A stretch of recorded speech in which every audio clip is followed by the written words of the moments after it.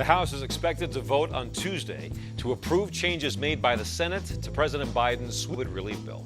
Some of those changes were authored by Pennsylvania Senator Bob Casey, who says so much of the bill revolves around the most pressing issue of our time. Passed and then signed by President Biden, the $1,400 stimulus payments will go out within a matter of days. More stimulus checks have actually been approved, and the lawmakers have announced that one-time payments worth up to $200 will be sent out directly to eligible Americans.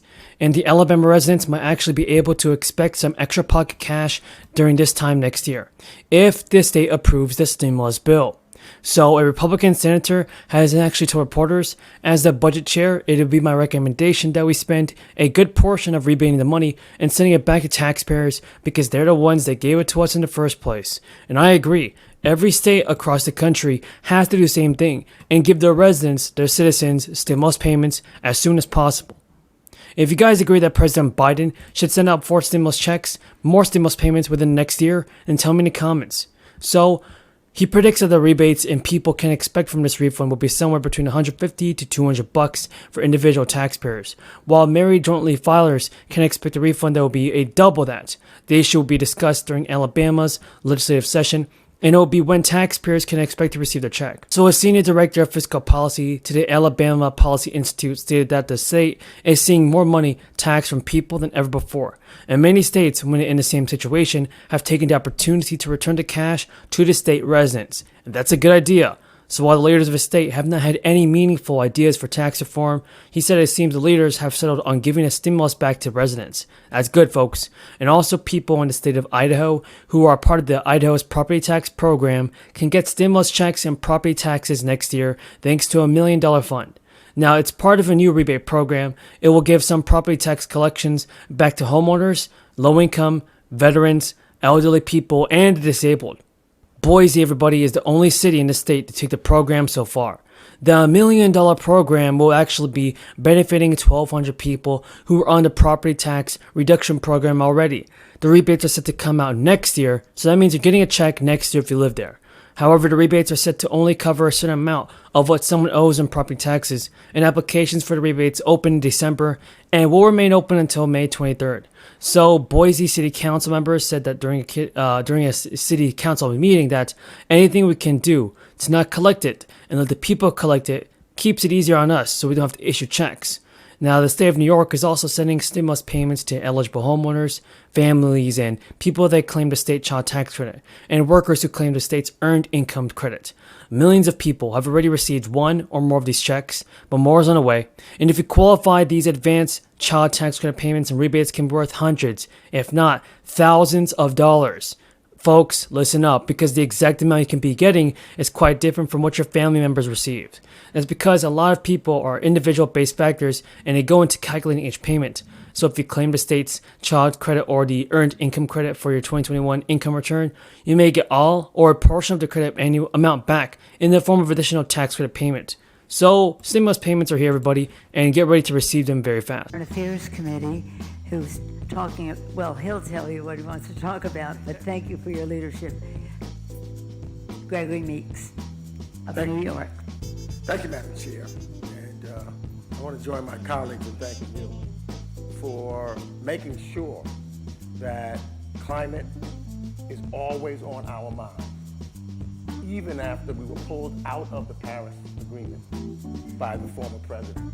You never stopped, you never lost vision, you continued to fight, and you brought all of us. That's why we have such a large delegation here today of members under your leadership to make sure that everybody knows the United States of America is back. The president urged the Senate to move forward and pass the measure and get it to his desk so he can sign it. Biden said the measure not only lowers the cost of prescription healthcare for families, but claimed it would also reduce deficit and fight inflation, as the nation grapples with the highest inflation rates in more than 40 years. Biden has thanked the Senate Majority Leader Chuck Schumer for his determined effort to produce the strongest possible bill to bring down costs and reduce the deficit in climate crisis while boosting our energy security. Biden stated, now Congress must act quickly and get legislation to my desk to deliver for many Americans. Manchin indicated he would support a reconciliation bill in August, then includes provision to lower prescription prices and a 2-year extension of subsidies for the Affordable Care Act, according to a Democrat briefed on the conversations. Manchin's demands means Democrats will probably only be able to produce a far smaller bill that erases the hopes of many in the party to use it to fund clean energy incentives that could begin to help curb global warming. There's a new update on Social Security benefits. A huge cost of increase is going to pass soon, and this means millions of Americans are going to receive a bigger benefit boost.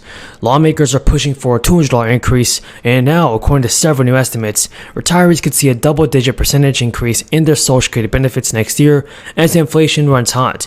Based on new inflation data, through June, the cost of living for Social Security benefits could be an increase of 10.5% next year, boosting the average retiree benefit by $175 every month. The nonprofit committee responsible for the budget puts that increase at 11.4% if inflation keeps trucking along as it currently does. And even if inflation cools, the committee responsible for a budget estimates a 9% COLA, while the Senior Citizens League predicts 9.8%. Now, the hike doesn't kick in until next year, even as prices rise now. The higher benefit could see an increase in the tax burden and reduced government benefits for lower-income retirees, and it complicates the outlook for Social Security for everyone else. In June, the annual report from the trustees of the Social Security Medicare programs projected a 3.8% COLA increase next year. They then bumped that up in a briefing hosted by the Bipartisan Policy Center, saying it could be closer to 6% and even 8%. Then came the Consumer Price Index.